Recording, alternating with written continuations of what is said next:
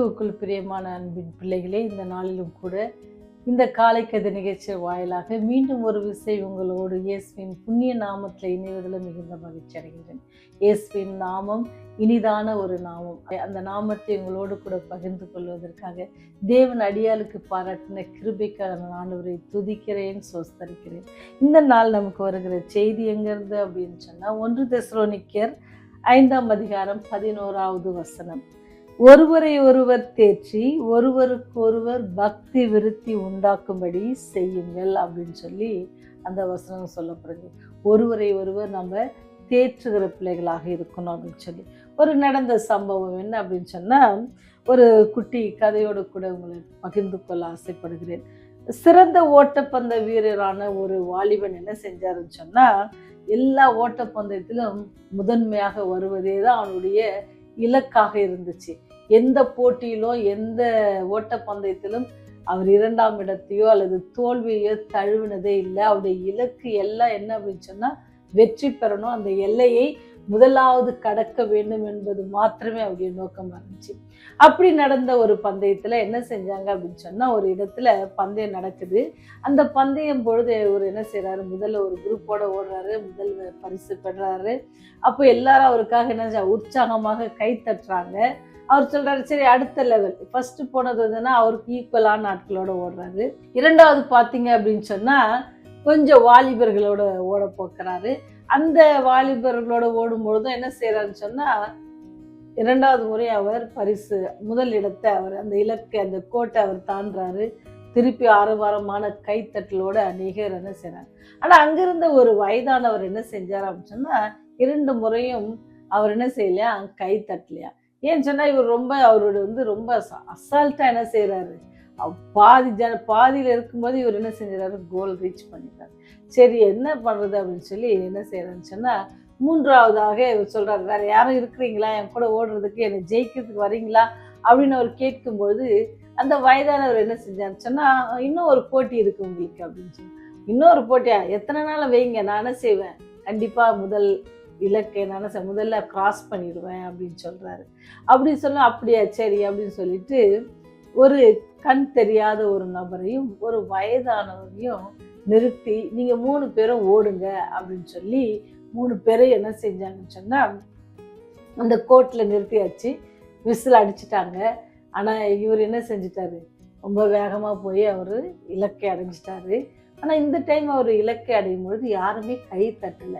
இவருக்கு ரொம்ப ஆச்சரியமா இருந்துச்சு, என்னடா இது, இவ்வளவு நேரம் அவ்வளோ ஆரவாரமான சத்தமா இருந்துச்சு, இப்ப யாருமே கை தட்டலையே அப்படின்னு சொல்லி அவருக்கே ஆச்சரியமா இருந்துச்சு. அப்ப அந்த முதியவர் சொன்னாராம், இப்போ இந்த போட்டி என்னன்னா, இந்த போட்டி இப்போ நான் ஒரு போட்டி வைக்க போறேன். அந்த போட்டி எப்படின்னு சொன்னா, நீ இவங்க 2 பேருடைய கையும் பிடிச்சிக்கிட்டு என்ன செய்யணும், நீ இந்த எல்லையை கடக்கணும், உனக்கு நியமித்திருக்க இலக்கை என்ன செய்யணும், நீ கடந்து போகணும் அப்படின்ட்டு சொன்னாராம். அப்போ இந்த மனுஷனும் என்ன செஞ்சான், இந்த ஓட்டப்பந்தய வீரரும் என்ன செஞ்சாரா, அதே போல அந்த 2 பேருடைய கைகளையும் என்ன செஞ்சாரு, பிடித்து அவங்க என்ன செஞ்சாரா, அந்த கோல் அந்த இலக்கை அடையும் பொழுது அந்த இடத்துல எல்லாரும் ரொம்ப முதலை காட்டிலும் என்ன செஞ்சாங்க, இப்போ ரொம்ப அதிகமான சத்தத்தோட எல்லாரும் அவனை வாழ்த்தாங்களாம். அப்போ அந்த முதியவர் சொன்னாராம், நீ இத்தனை தடவை போன வெற்றியை காட்டிலும் இதுதான் நீ எடுத்த பெரிய வெற்றி.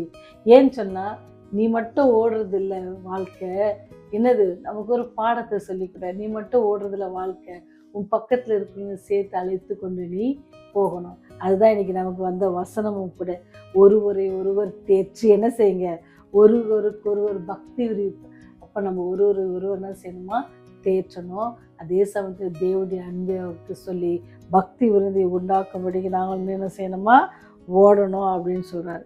நம்ம மற்றவர்களுக்காக எப்படி நீங்கள் பார்த்தீங்கன்னு சொன்னால், ஆண்டவர் இந்த சோதம் குமார் அழிக்க போகிறேன் ஓடுங்க அப்படின்னு சொல்லும்போது எப்படி எல்லாரும் ஓடுறாங்க, ஆனால் யாரும் பின்னிட்டு பார்த்துடுறாங்க.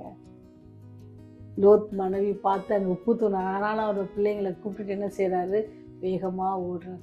நம்ம என்ன செய்யணும்னா, நம்ம ஆவிக்குரிய வாழ்க்கையில் யாருக்கு தேவைப்படுதோ அவங்கள என்ன செய்யணுமா, அரவணைத்து அவங்களே நம்ம கூட்டிகிட்டு போகிற பிள்ளைகளாக இருக்கணும் அப்படின்ட்டு இன்னைக்கு நம்ம படிக்கிற இந்த கதை நமக்கு சொல்லி தருது. இப்போ நீங்களும் நானும் நாம் மாத்திரம் ரட்சிக்கப்படணும் இல்லை, நம்மை சுற்றி இருக்கிறவங்களும் ரட்சிக்கப்படணும், அந்த பரலோக ராஜ்யத்துக்கு போகணும்.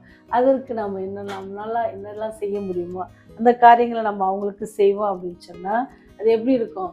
ஆண்டோடைய பாதத்தில் மிகவும் மிகவும் அந்த ஆண்டோடைய பரலோகமே என்ன செய்யுமா?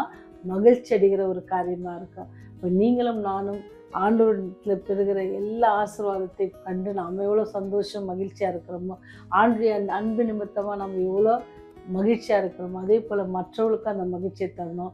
நாம் அந்த மகிழ்ச்சியை மற்றவர்களுக்கு ஷேர் பண்ணும்போது பரலோகமே என்ன செய்யுமா? மகிழ்ச்சி அடையும். அந்த மகிழ்ச்சியை பெற்றுக்கொள்ள தேவன் நமக்கு இன்னொரு நாளையும் கூட கூட்டி கொடுத்துருக்குறாங்க. இன்றைக்கி நீங்கள் யாராவது ஒருவரை தேற்றுங்க. யாராவது பாரத்தோடு இருப்பாங்கன்னு சொன்னால் அவங்களுக்கு பேசுங்க. தேவனுடைய வாக்கு தத்தங்களை அவங்களுக்கு சொல்லுங்கள். தேவன் கைவிடாத தேவன் ஒருவர் இருக்கிறார், கவலைப்படாதீங்கன்னு சொல்லி அவங்களுக்கு ஆறுதல் சொல்லுங்கள். இப்படி நம்ம ஒருவர் தேற்றுவோம் அப்படின்னு சொன்னால் ஆண்டவர் சாத்தான் என்ன செய்ய முடியாது? யாரையும் மேற்கொள்வதற்கு வர முடியாது. ஏன்னு சொன்னால் நம்மகிட்ட இருக்கிறவர் யார்? என்னோடு இருக்கிறவர் பெரியவர், அவர் எல்லாவற்றையும் பார்த்து கொள்வார் அப்படின்னு சொல்லி அந்த வாக்குத்தத்தோட இந்த நாளை தொடங்குவோமா? ஜெபம் செய்வோம். நாங்கள் சோர்ந்து போன வேலைகள் எல்லாம் எங்களை தேற்றினவரே, எங்களுடைய பாவங்கள் குற்றம் குறைகளை பாராதபடிக்கு ஆண்டவரே, உடைய சொந்த பிள்ளைகளாக புத்திர சுவிகாரத்தை எங்களுக்கு கொடுத்தவரே, உம்மை துதிக்கிறோம், சோஸ்தரிக்கிறோம் ராஜா. இரவிலே நீர் எங்களுக்கு ஆண்டவரே இஸ்ரவேலரை காக்கிறவர் உறங்குவதும் இல்லை தூங்குவதும் இல்லை என்று சொல்லி எங்களை நீர் காத்து உறங்காமலும் தூங்காமலும் எங்களை பாதுகாத்து நல்ல நித்திரையை தந்து இன்னொரு நாளை கூட்டி கொடுத்தீர்கள். அதற்காக உங்களுக்கு நன்றி செலுத்துகிறோம் சுவாமி. இந்த நாளுக்கு நாங்கள் கேட்ட செய்தியை போல நாங்கள் ஒருவரை தேய்ச்சி பக்தி விருத்தி உண்டாக்குவதற்கு பிள்ளைகளாக இருக்க எங்களுக்கு உதவி செய்யுங்க. கஷ்டத்தில் இருக்கிற பிள்ளைகளுக்கு ஆறுதல் சொல்லுகிற வார்த்தைகளாக இருங்க ஆண்டவரே. கல்விமானின் நாவுகளை எங்களுக்கு தாங்க சாமி.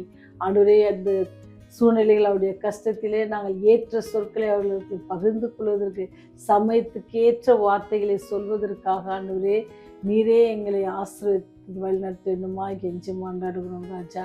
ஆண்டவரே, ஆவியானவர் எங்களோடு கூட இடைப்படட்டும். நாங்கள் செய்கிற காரியம் சமூகத்துக்கு பிரதியாக இருக்க கிருபை செய்யுங்க. இந்த நாளுடைய கருத்தில் ஒப்பு கொடுக்கணும். சாத்தானை எங்கத்தில் அப்புறப்படுத்துங்க. தீய சொற்கள் தீய செயல்கள் எங்களை ஆட்கொள்ளாதபடிக்கு தேவ பிரசன்னத்தினாலும் தேவ அன்பினாலும் நாங்கள் இடைக்கட்டப்பட்டவர்களாக நிலைத்திருக்க உடைய விசுவாசத்தில் பலப்பட நீர் எங்களுக்கு உதவி செய்யுங்க. பாதுகாத்து கொள்ளுங்க, வழிநடத்துங்க. இயேசுவின் வழியாக ஜெபிக்கிறோம் ஜீவனுள்ள பரலோக பிதாவே, ஆமென், ஆமென்.